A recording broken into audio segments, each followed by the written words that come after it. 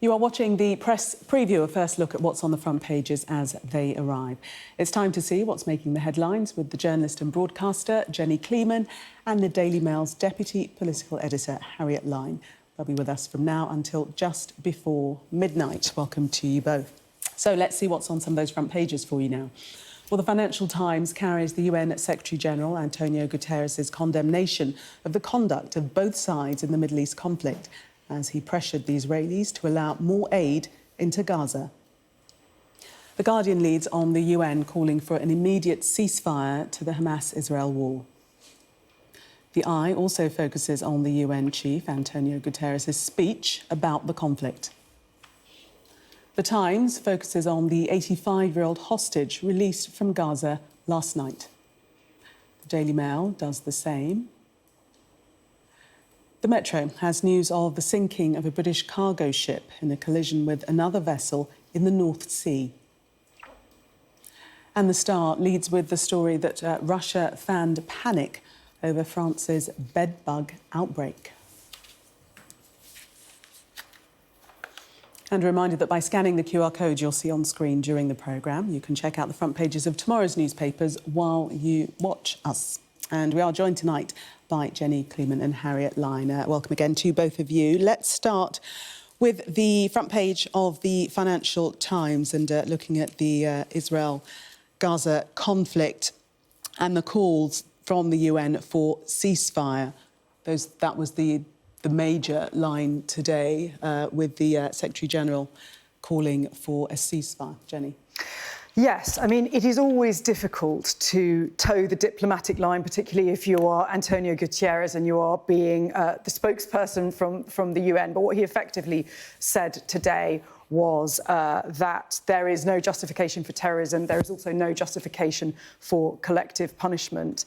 And whilst Israel may have legitimate grounds for war, what it is doing to civilians in Gaza is unjustified in terms of the blockade, in terms of the collective punishment of ordinary people there. He also said something and I think this is what has particularly upset the Israelis, is that he said that the terrorist attack, whilst unjustifiable, did not occur in a vacuum.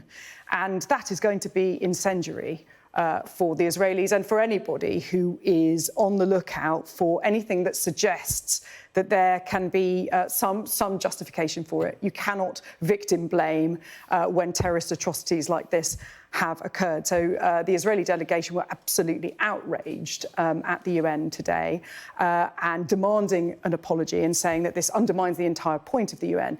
But perhaps this has overshadowed the wider point of his remarks, which are this attack is not justified. However, the blockade, the prevention of fuel going into Gaza, which means that hospitals are shutting, the fact that civilians have died, greatest number of civilian deaths in a day today, according to the authorities there, the health ministry there, and a really clear line there from the UN that there are violations taking place. Harriet, just looking at the detail of what Guterres actually said, the Palestinian people have been subjected to 56 years of suffocating occupation, but he did add that the Palestinian grievances could not justify the appalling attacks. Yeah, and that, you know, there is, as Jenny says, there's some truth in what he's saying, in that Palestinians have suffered for decades, and it's possible to hold that true, as well as that the Hamas's atrocities were terrorist attacks, they were heinous. But yes, he clearly is trying to be balanced to both sides, but those comments on this attack not happening in a vacuum have enraged Israel, and they're actually calling for him to resign from the UN tonight. Yes, and we've had that Israel's ambassador, Gilad Erdan, labelled the Secretary-General's statement shocking and has called on him to resign. Do you think, you were sort of intimating at this before, Jenny, that this has taken the focus off the real issue? I think we're living in an age, and particularly with this conflict, where a line that anybody says can be taken in isolation and can be broadcast everywhere. And within the context of a wider speech, the speech was more balanced. The speech was saying there can be no justification for these atrocities. But by saying that these atrocities did not occur in a vacuum, you can understand why Israelis would be absolutely appalled by that. If we had a marauding terrorist attack in this country, like there was in Mumbai, the idea that there could have been anything that we could have done that precipitated that explained it, we would be outraged about that. So I can understand why, you know, in any context, the Israelis would be angry. But the broader import of the speech is not that Israel deserved it. It's the fact that they are, whilst they may have legitimate grounds to wage war and try and oust Hamas, they are losing that legitimacy by, you know, holding the entire country to ransom in exchange for these hostages with this collective punishment. And the point is, it should be possible to hold both things to be true. And this is a conflict where everybody is demanding that people take sides. The UN has taken a stand by saying that there are clear violations of international law here. But I think he was quite careful in what he said about how terrorist attacks can't be justified. I do think it's a poor choice of words to say that it didn't happen in a vacuum, that there have been 51 years of occupation and suffering in the same speech, because that is going to make many people and most people in Israel feel like there is some suggestion that they somehow deserved what happened on the 7th of October. And that is what the focus will be on. Let's move to The Guardian and pictured there, Yocheved Lifshitz, the hostage that was released, the 85-year-old pictured on the front, and actually shaking the hand of her Hamas captor. This is such a moving image, and I think one that will define this conflict in many ways, that saying shalom to her captors, to show the kind of fortitude that she has, and then giving an interview where she talks very movingly about what happened to her, and also that she shows and that says that they showed humility towards her, I think is really fascinating, incredibly brave, and must be emotionally, mentally extraordinarily difficult to do. But this photograph is you know, really no wonder it's on a number of front pages tonight, because to shake hands with people who've held you hostage for 16 days. Her husband, I believe, is also still missing. There. And so you wonder how almost could she bring herself to do that? But that really does show enormous bravery. She describes the period as hell, but says that, conversely, she was treated very well by them.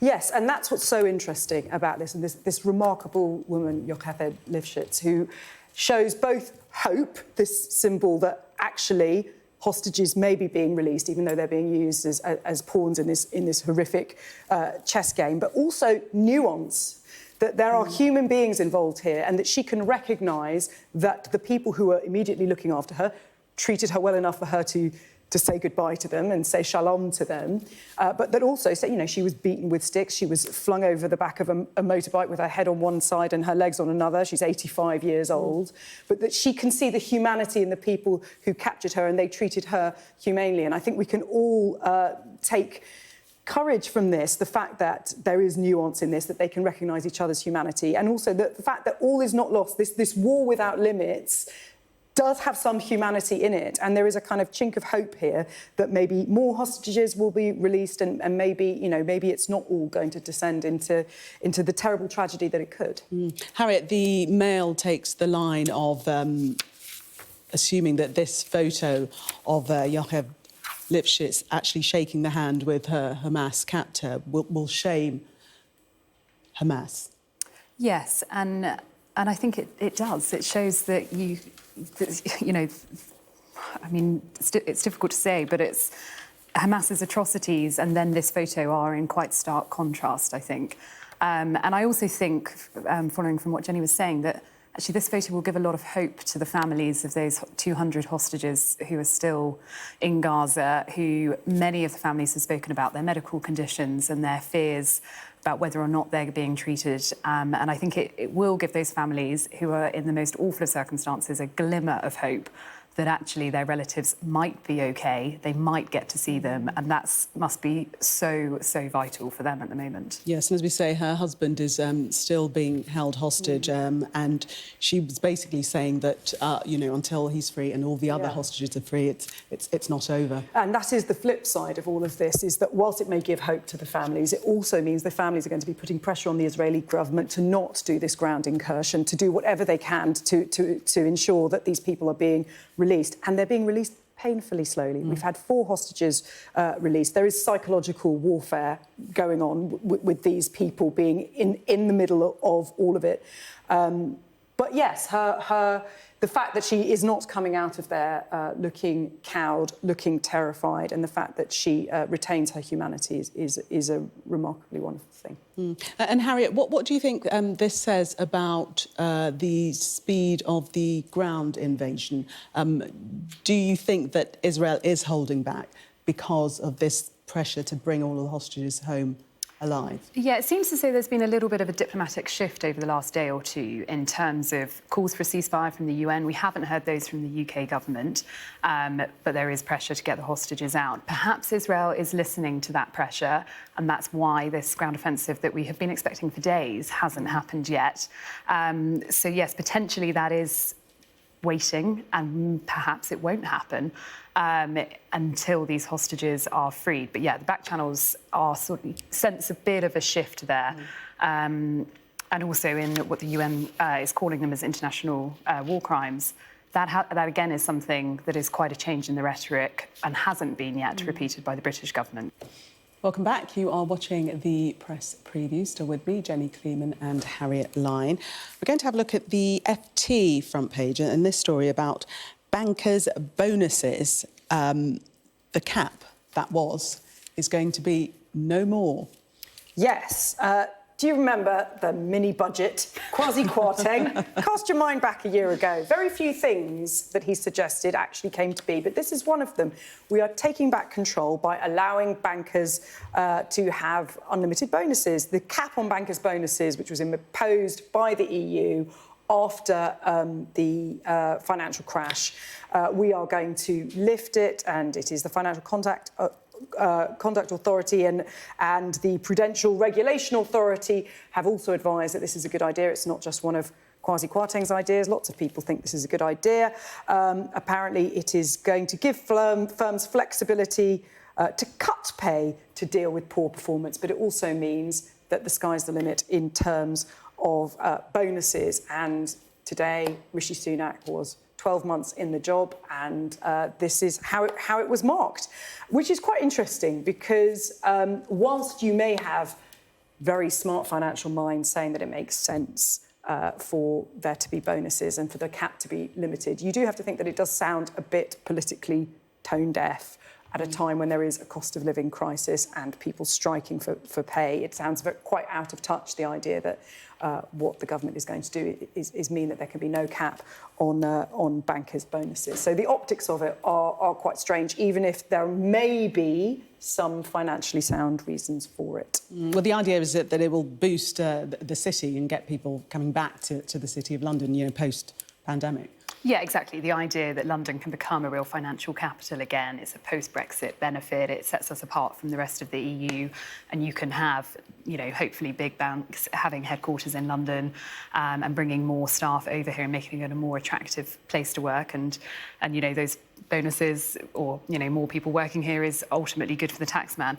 The Treasury in this article do say that this is an issue or it's decided by the Bank of England as opposed to them. And so I think what you were saying, it's perhaps not necessarily a politically dumb decision, because perhaps it isn't political at all. It is a Bank of England decision. But I think, yes, there's an issue perhaps with how voters see it in terms of bankers' bonuses being lifted, but what are you doing for us? However, for Conservative MPs, it's really red meat. They are desperate for a bit of growth, something to stimulate the economy. And this is something that isn't going to cost the government. It's not a tax cut. So this is something that actually, for Rishi Sunak and his Conservative Party, probably helps when he's walking a very narrow tightrope at the moment and needs to be able to do something that can appease his MPs. But Jenny, as you say, in terms of the voters and the cost of living crisis that they're experiencing, they're not really going to be very sympathetic to bankers being able to earn more money, are they? And this is also, ammunition for the Labour Party to say that this is a government that only has the wealthiest, the interests of the wealthy at heart. And, it will be good for the taxman so long as these people are paying their fair share of tax. We know that those with great resources also have the resources to try and avoid paying tax. So we'll see how far any greater wealth trickles down. But yes, it is about trying to attract a certain kind of business, a certain kind of person, employee.